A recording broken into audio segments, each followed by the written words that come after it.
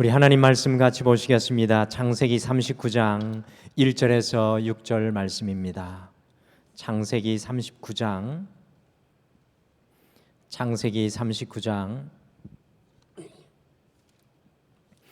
1절에서 6절 말씀 우리 한 목소리로 같이 찾으셔서 읽으시겠습니다. 창세기 39장 1절에서 6절 말씀 같이 읽겠습니다. 시작. 요셉이 이끌려 애굽에 내려가매 바로의 신하 친위대장 애굽 사람 보디발이 그를 그리로 데려간 이스마엘 사람의 손에서 요셉을 사니라. 여호와께서 요셉과 함께 하심으로 그가 형통한 자가 되어 그의 주인 애굽 사람의 집에 있으니 그의 주인이 여호와께서 그와 함께 하심을 보며 또 여호와께서 그의 범사에 형통하게 하심을 보았더라. 요셉이 그의 주인에게 은혜를 입어 섬김에 그가 요셉을 가정 총무로 삼고 자기의 소유를 다 그의 손에 위탁하니 그가 요셉에게 자기의 집과 그의 모든 소유물을 주관하게 한 때부터 여호와께서 요셉을 위하여 그 애굽 사람의 집에 복을 내리심으로 여호와의 복이 그의 집과 밭에 있는 모든 소유에 미친지라. 주인이 그의 소유를 다 요셉의 손에 위탁하고 자기가 먹는 음식 외에는 간섭하지 아니하였더라. 요셉은 용모가 빼어나고 아름다웠더라. 아멘. 9월의 첫 수요일 주님 앞에 예배의 자리에 오신 사랑하는 모든 성도님들을 사랑하고 또 축복합니다. 각자의 자리에서 예배의 성전을 지켜내는 우리 성도님들 또 너무나 귀하십니다. 이 시간 우리가 하나 되어서 다시 주님을 9월을 주님 안에서 바라보는 시간 되었으면 좋겠습니다. 전 세계적으로 인기 있는 이름이 있는데요, 그 중에 하나가 요셉이라는 이 조셉이라는 이름입니다. 제가 아는 이 인터내셔널 프렌즈 중에 요셉만 해도 제 머리에 지금 막 떠오르는 사람이 한둘이 아닙니다. 전 세계 사람들이 이 요셉이라는 이름을 참 좋아합니다. 그 이유는 아마도 성경에 등장하는 요셉이 그만큼 본받을 만한 사람이기 때문에 그런 것 같습니다.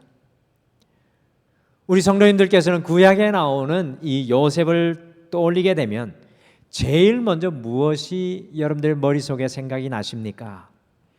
아마도 대부분의 성도님들께서는 이 요셉, 조셉 하면 꿈을 생각하실 것 같습니다. 많은 믿음의 어머니들이 자신의 자녀들을 위해서 이 요셉과 같이 꿈꾸는 사람이 되게 해달라고 기도하는 것을 보게 됩니다. 그런데 요셉이 등장하는 오늘 성경 속에는 꿈이라는 말보다 형통이라는 말이 요셉을 설명할 때 더 많이 사용되고 있는 것을 우리가 볼 수가 있습니다. 창세기 39장 2절에 보시면 여호와께서 요셉과 함께 하심으로 그가 형통한 자가 되어 그의 주인 애굽 사람의 집에 있으니라고 성경은 표현합니다. 그리고 창세기 39장 3절에 보시면 그의 주인이 여호와께서 그와 함께 하심을 보며 또 여호와께서 그의 범사에 형통하게 하심을 보았더라라고 합니다. 또 우리가 읽지는 않았지만 창세기 39장 23절에 보시면 간수장은 그의 손에 맡긴 것을 무엇이든지 살펴보지 아니하였으니 이는 여호와께서 요셉과 함께 하심이라. 여호와께서 그를 범사에 형통하게 하셨더라라고 합니다. 요셉을 생각할 때 우리는 형통이라는 말을 같이 떠올리며 생각해야 될 것처럼 창세기 39장은 우리에게 오늘 말씀을 보여주고 있습니다. 형통한 사람을 영어 성경으로 봤더니만 prosperous people, 이 성공한 사람이라고 표현을 합니다. successful person 때로는 이렇게 번역을 영어 성경으로 해 놓았습니다. 그런데 성경을 유심히 주의 깊게 읽는 분들이 이런 질문을 하실 수 있을 것입니다. 오늘 성경 말씀에 나오는 요셉이 과연 우리가 생각하는 형통한 사람의 모습, 성공한 사람의 모습일까?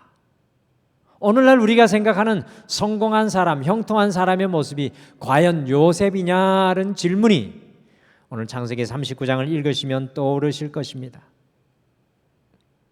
그렇습니다.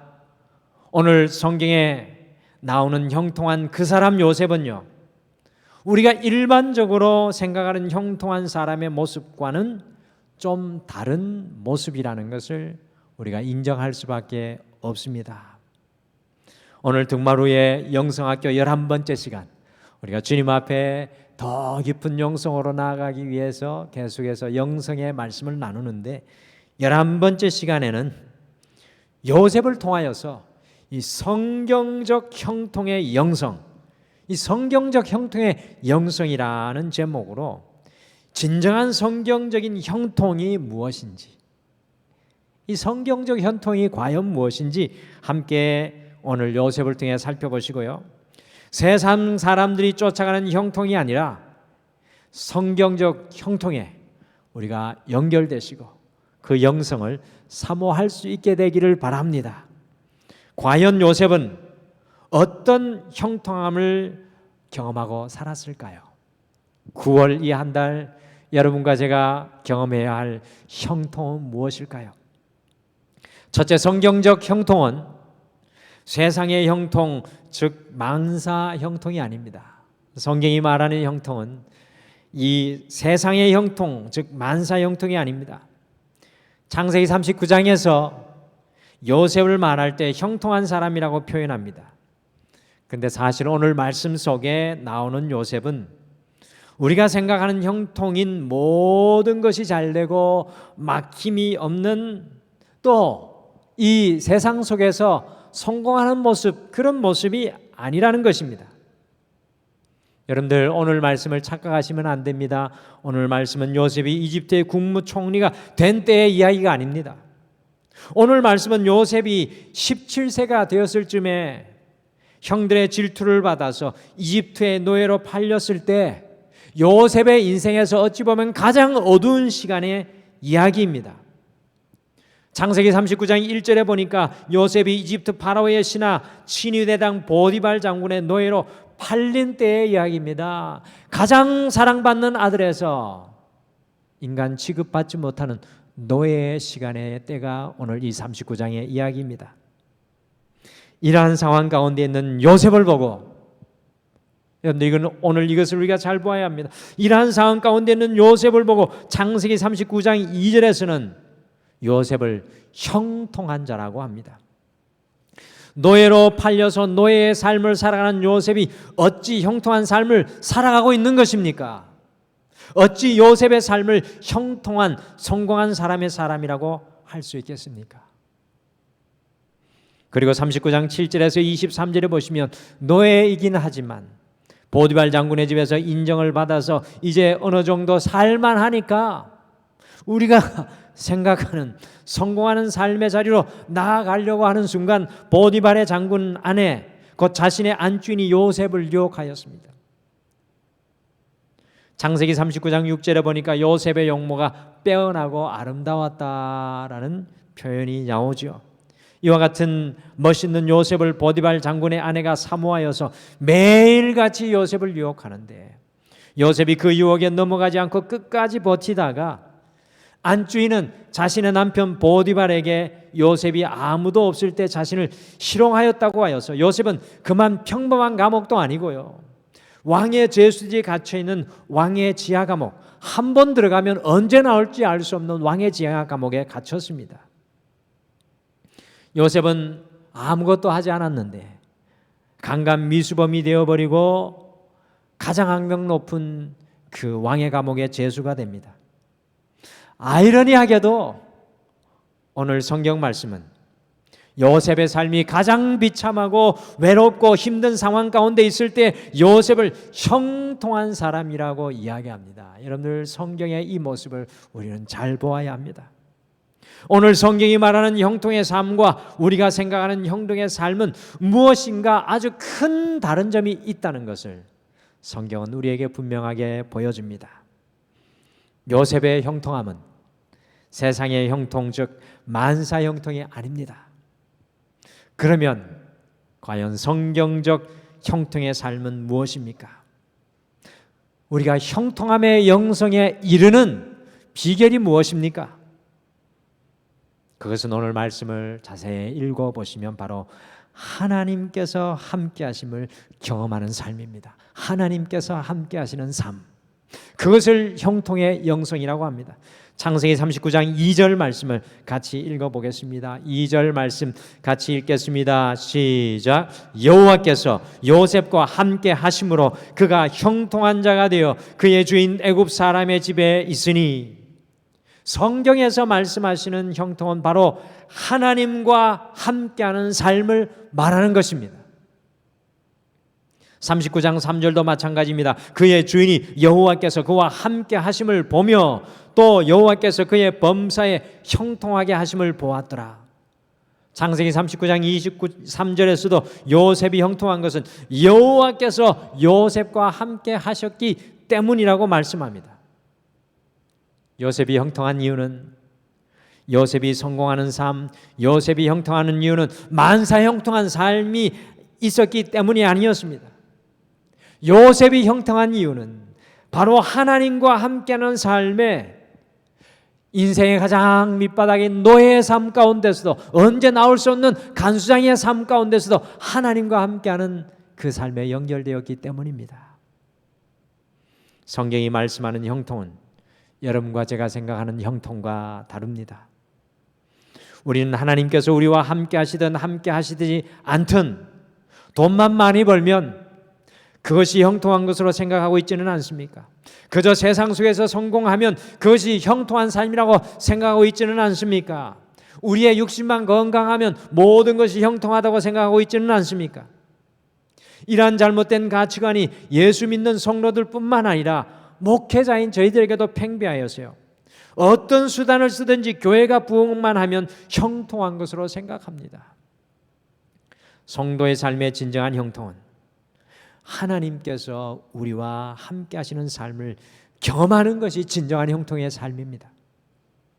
때로 우리가 말할 수 없는 인생의 깊은 고난 가운데 있을지라도, 때로 우리가 육신의 연약함 가운데 있을지라도, 때로 우리가 어려움 가운데 있을지라도 우리가 바로 그 순간에 우리와 함께 하시는 하나님과 함께 한다면 우리는 형통한 삶을 사는 것입니다. 그래서 사도 바울은 고린도후서 4장 8절에서 9절에서 이렇게 이야기합니다.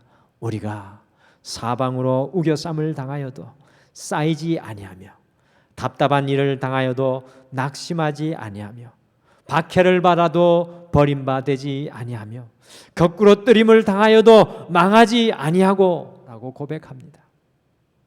그 삶의 상황이 어떠하든지 간에 하나님께서 함께 하시는 바로 그것이 형통한 것이 된다는 이야기입니다. 찬송가 438장의 고백이 바로 성도의 형통함입니다. 높은 산이, 거친 들이, 초막이나 궁궐이나 내 주 예수 모신 곳이 그 어디나 하늘나라. 주님과 함께 있는 곳이 그 어디나 하늘나라입니다. 오늘 9월을 시작하는 여러분들에게 묻고 싶습니다. 우리 성도님들은 과연 형통한 삶을 살아가고 계십니까? 우리 주님과 함께하는 삶을 살아가고 계십니까? 소나무 중에 귀족 스타일이라고 불리는 홍송이라는 소나무가 있습니다. 홍송은 토질이 좋으면 좋을수록 그 키가 자랍니다. 6층짜리 건물만큼 자라고요, 가지와 이파리조차 건축 자재로 쓰일 정도로 아주 소중한 나무입니다. 그래서 나무의 귀족이라 불립니다. 그런데 이 소나무를요, 분재로 만들면 50cm밖에 자라지 않는다고 합니다. 그 이유는 나무의 가지와 뿌리가 활동이 정지되어 있기 때문에 그렇습니다. 아무리 소나무가 좋은 품종이라도 해도 이 분재로 만들면 작아지는 것처럼 우리 인생도 마찬가지입니다. 하나님 안에서 자라지 않는 인생은 분재와도 같은 삶을 살아갈 수밖에 없습니다. 질병의 분재, 경제의 분재, 인생의 문제와 어두움의 분재에 갇힐 수밖에 없습니다. 사랑하는 성도 여러분, 어떠한 순간에도 우리가 하나님과 함께하는 삶에 연결되어서 이 9월 한 달 진정한 성경적 형통의 영성을 누리시는 우리 사랑하는 등마루 가족 성도님들 되시기를 간절히 축복합니다.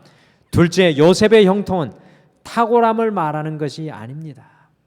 요셉의 형통은 탁월함을 말하는 것이 아닙니다. 요셉을 이야기할 때 우리가 탁월한 요셉만 생각할 때가 많습니다. 형통을 이야기할 때 우리는 단순히 탁월함과 뛰어남만을 이야기할 때가 너무나도 많이 있습니다. 그러나 성경이 진정으로 말하는 형통은 탁월함이 아니라 초월함입니다. 여러분들 이 단어를 잘 가슴속에 품으셨으면 좋겠습니다. 탁월함이 아니라 초월함. 창세기 39장의 형통한 사람 요셉을 이야기할 때 탁월함보다는 초월함을 이야기하는 것을 잘 볼 수 있습니다. 고통스러운 상황 속에서도, 그 감옥의 깊은 억울한 상황 속에서도 요셉은 하나님과 함께하는 삶의 경험을 통해서요, 자신의 고난과 아픔도 다 초월하는 마음과 믿음을 가진 것을 봅니다. 요셉이 어떻게 꿈을 가진 자로 달려갈 수 있겠습니까? 탁월함이 아닙니다. 요셉이 뛰어나서 잘된 것이 아니라 주님 안에 그의 인생의 모든 것을 주님과 함께 인생의 담을 넘고 막힌 담도 넘고 그의 문제도 뛰어넘는 초월함 때문이었습니다. 그리스도인의 형통은 탁월함이 아니라 초월함입니다. 식당이나 가게에 가면 많이 붙어있는 말씀 중에 하나가 내게 능력 주시는 자 안에서 내가 모든 것을 할 수 있느니라는 빌립보서 4장 13절이 굉장히 사랑을 받습니다.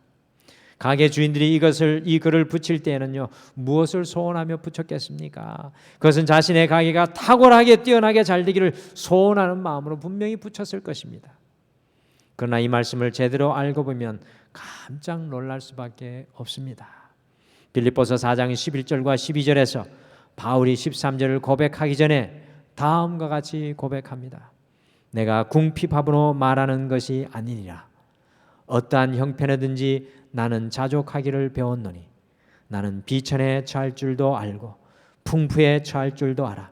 모든 일 곧 배부름과 배고픔과 풍부와 궁핍에도 처할 줄 아는 일체의 비결을 배웠노라. 내게 능력 주시는 자 안에서 내가 모든 것을 할 수 있느니라.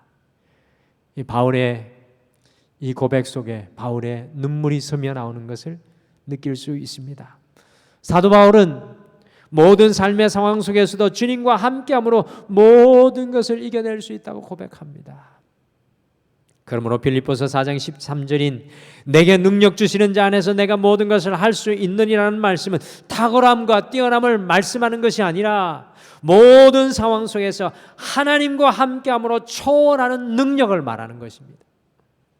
그러니 이 말씀은 식당이 망하든지 어렵든지 모든 상황을 이겨낸다는 의미입니다. 식당이 잘 되는 것을 말하는 것이 아니라 어떠한 상황 속에서도 하나님과 함께함으로 이겨내겠다는 의미인 것입니다. 성경이 말씀하는 형통한 삶은 탁월한 뛰어난 삶이 아니라 주님 안에 초월하는 삶입니다. 한국의 많은 문제들이 요즘에 이 시대를 살아가는 이때 코로나와 더불어 터져나오고 있습니다. 입에 담을 수 없을 정도로 인생의 악함이 드러납니다. 요즘 아이들은요, 가만히 보면 수학시험 90점을 맞아도 100점 못 맞은 것을 너무 힘들어합니다. 요즘 학교가 그렇습니다. 90점이면 아주 잘한 점수인데, 예전 같으면 수를 받아야 하는 점수인데, 문제는 요즘 아이들은 대부분 90점을 맞는다라는 것입니다. 어떻게 90점 맞을 수 있는지 저는 참 의문인데요. 100점이 아니면 탁월하지 않기 때문에 꼭 100점을 맞으려고 합니다. 며칠 전에 이 초등학교 1학년 때부터 전교 1등을 놓친 적이 없는 여학생이 고등학교 때 처음으로 전교 2등을 한 것을 견디지 못하여 자살하는 어처구니 없는 일이 한국에서 일어났습니다. 보통 사람에게는 전교 2등이 대단한 것입니다. 탁월함만 추구하는 한국 사회의 아픈 부분이라고 할 수 있습니다.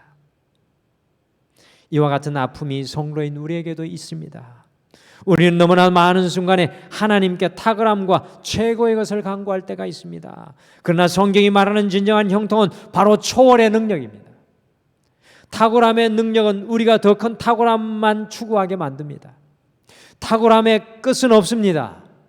여러분들, 우리의 인생의 탁월함은 끝은 없습니다. 그러니 결국에는 그 탁월함을 쫓다가 우리의 인생은 망가질 수밖에 없습니다. 성경은 우리에게 초월하라고 합니다. 구원을 살아가는 우리에게 주님께서 초월하라고 말씀합니다. 우리의 가정 속에도 우리에게 초월함의 능력이 필요합니다. 그리할 때 진정한 형통의 영성이 임합니다. 우리의 직장 속에서도 우리의 자녀들에게도 초월함의 능력이 필요합니다. 사랑하는 성도 여러분, 9월을 시작하는 여러분과 저에게 하나님께서 오늘 우리의 형통함을 위해서 무엇을 초월하고 말씀하시고 계십니까? 우리의 가정 속에서 무엇을 초월하라고 하십니까? 우리의 직장 속에서 무엇을 초월하라고 하십니까? 이번 한 주 하나님과 함께 하시는 삶에 연결되어서 초월의 능력을 맛보아 아는 여러분과 제가 되시기를 간절히 축복합니다. 마지막으로 요셉의 형통함은 나의 유익을 구하는 삶이 아닙니다. 세상이 말하는 형통의 모든 것은 모두 다 자신에게 돌립니다. 세상의 형통은 나만 누리고 나만 행복해지는 것입니다. 텔레비전의 광고들이 온통 개인의 행복을 누리는 것으로 가득 차 있습니다. 좋은 차를 타는 행복, 좋은 아파트에서 사는 행복, 좋은 곳을 여행하는 행복, 이 모든 것들이 우리 자신의 유익만을 구하게 합니다. 그러나 성경이 말씀하는 형통은 다른 사람을 유익하게 하는 것입니다. 저는 이 코로나의 시간을 보내면서 하나님께서 우리 교회들에게 하는 분명한 메시지가 있다고 생각합니다. 정말 우리 교회가 교회되었는지, 우리 교회들이 우리의 유익만 구하지 않았는지, 주님의 십자가의 유익을 세상에 흘려보냈는지 이 코로나를 통하여 더 깊이 돌아보게 됩니다. 창세기 39장 5절 말씀해 보시면 그가 요셉에게 자기의 집과 그의 모든 소유물을 주관하게 한 때부터 여호와께서 요셉을 위하여 그 애굽 사람의 집에 복을 내리심으로 여호와의 복이 그의 집과 밭에 있는 모든 소유에 미친지라. 하나님과 함께하는 형통한 바로 그 사람 요셉, 자유인도 아니었습니다. 탁월한 사람도 아니었습니다. 노예 요셉을 위해서 보디발의 장군의 집과 밭과 모든 사람들이 여호와의 복을 누리게 되는 것을 보게 됩니다. 우리가 어떠한 형편에 처해 있든지 주님의 유익을 드러내지 못할 형편이 없다는 것을 우리는 요셉을 통해 깨닫게 됩니다. 또한 형통한 바로 그 사람 요셉 때문에 왕의 간수장이가 23절에 보니까 왕의 감옥에서 평안함을 누리게 됩니다. 또한 요셉을 통해서 이방나라 이집트가 큰 흉년에서 구원을 얻게 됩니다. 더 나아가 그 흉년을 요셉이 기회로 삼아서 이집트가 큰 부자가 되는 유익을 끼치게 하고요. 그리고 아버지와 더불어서 70명의 믿음의 동족들을 구해내는, 자기를 팔아버린 형제들을 구해내는 놀라운 유익을 끼치는 요셉의 삶입니다. 우리의 삶을 통해 다른 사람들에게 유익함이 전해져야 그것이 성경이 말하는 진정한 형통의 삶인 것입니다. 링컨은 이런 말을 했습니다. 행복하려거든 남을 행복하게 만들어라. 남에게 행복을 준 것만큼 행복하게 된다. 미국에 있는 한 한인교회의 한 장로님께서 72세에 결심한 것이 하나 있었습니다. 하나님 앞에 갈 날이 멀지 않았는데 하나님 앞에 가서 무슨 말씀을 드리면 하나님이 기뻐하실까를 곰곰이 생각하며 주일 예배 후에 매주 월요일 교회에서 가장 더러워진 화장실, 그분의 손과 손을 맞대어 그 화장실을 깨끗하게 청소하기 시작했습니다. 주님의 마음으로 다른 사람에게 정말 작은 주의라도 끼치려는 마음으로 가장 낮은 자리에서 섬겼습니다. 그분이 그 일을 지금까지 11년이 넘게 사역하고 계신데 여전히 그 화장실 청소를 하며 다른 사람에게 유익을 끼친다고 합니다. 여러분과 저 그리스도인은 송수관이 되어야 합니다. 메마른 대지에 물을 공급하는 송수관, 생명이 없는 곳에 생명을 공급하는 송수관이 되어야 합니다. 우리 자녀만, 우리 남편만, 우리 아내만, 우리 가정만을 위한 삶이 아니라 요셉처럼 이웃을 축복해 하는 형통의 통로의 삶을 살아가시기를 바랍니다. 진정으로 형통함을 누리는 사람은 다음과 같이 기도합니다. 하나님, 나 때문에 수많은 사람들이 유익을 보게 하여 주시옵소서. 하나님, 내 자녀 때문에 수많은 사람이 하나님의 유익을 누리게 하여 주시옵소서. 하나님, 이 나라 이 민족 때문에 수많은 영혼들이 하나님의 유익을 누리게 하여 주시옵소서. 9월을 시작하며 오늘 형통한 바로 그 사람 요셉을 통하여서 성경적 형통의 영성이 무엇인지 함께 묵상해 보았습니다. 사랑하는 성도 여러분, 코로나를 보내면서 우리가 다 잊어버렸구나, 우리가 모든 것이 무너졌구나 라는 생각을 할 수도 있습니다. 여러분의 개인적인 삶의 어려움과 또 아픔과 문제들을 인하여서 나는 형통이 아니라 문제 가운데 서 있다고 생각하는 분들도 계실 것입니다. 그러나 성경이 말하는 형통의 영성은 우리가 생각하는 그것과 다르죠. 어떻게 다릅니까? 성경적 형통의 영성은 세상의 형통, 즉 만사의 형통이 아니라 하나님과 함께하는 삶에 연결되는 것입니다. 우리의 상황이 어떻든지 하나님께 연결된다면 우리의 육신의 질병 속에서도 경제적인 문제 속에서도 이 코로나19 속에서도 우리는 형통한 인생이 될 줄 믿습니다. 두 번째 성경적 형통의 영성은 탁월함이 아니라 주님과 함께 모든 것을 초월하는 삶입니다. 마지막으로 성경적 형통의 영성은 나의 유익만 구하지 않고 다른 사람을 유익하게 하는 삶을 사는 것입니다. 사랑하는 성도 여러분, 이 9월 한 달 우리 모두가 최요셉, 이요셉, 김요셉, 박요셉, 황요셉, 양요셉, 신요셉, 배요셉, 고요셉, 한요셉, 정요셉, 남요셉, 조요셉으로 살아가시기를 바랍니다. 그래야 할 때 하나님께서 주시는 성경적 형통의 영성을 이 9월 한 달 마음껏 여러분과 저도 누리고 살아가게 될 줄 믿습니다. 오늘 이 말씀을 생각하면서 찬양을 하나 이렇게 어떤 찬양을 우리 성도님들과 고백하면 좋을까 생각할 때 정말 오래된 찬양이 하나 떠올랐습니다. 어떤 찬양이냐면 빈손의 기도라는 찬양인데요.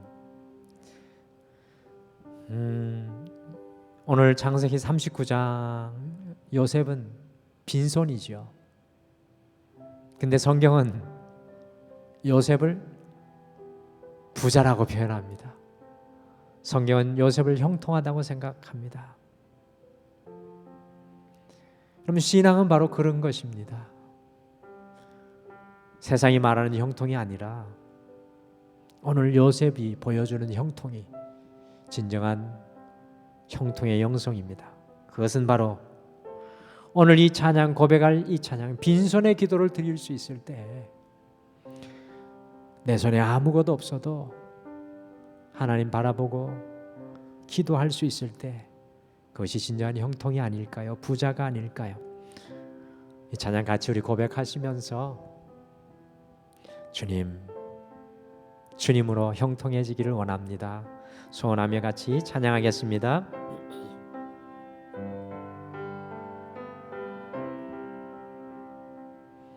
두 손을 모으기 위하여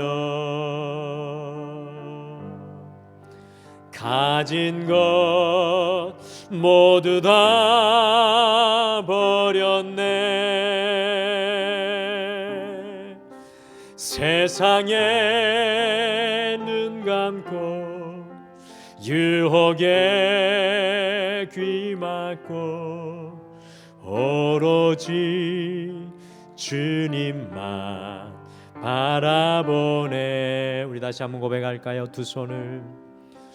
두 손을 모으기 위하여 가진 것 모두 다 버렸네. 세상에 눈 감고 유혹에 귀 막고 오로지 주님만 바라보네.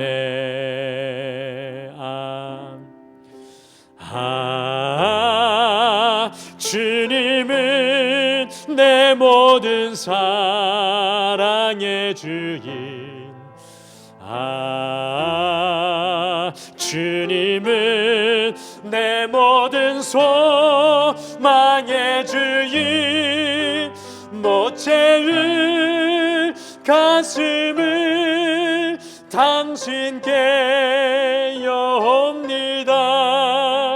어서 오소서 주님이여. 우리 다시 한번 고백하겠습니다. 두 손을 모으기 위하여 가진 것 모두 다 버렸네. 세상에 눈 감고 유혹에 귀 막고 오로지 주님만 바라보네.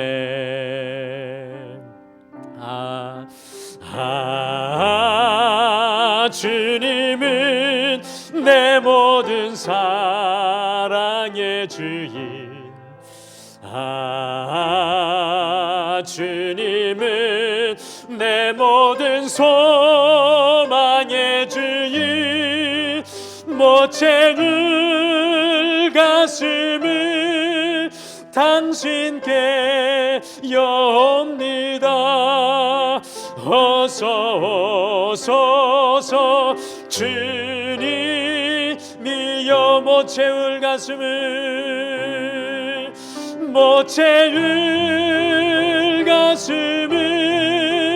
당신께 여옵니다. 어서 오소서 주님이여. 못 채울 가슴을 주님께 여옵니다. 어서 오소서 주님이여.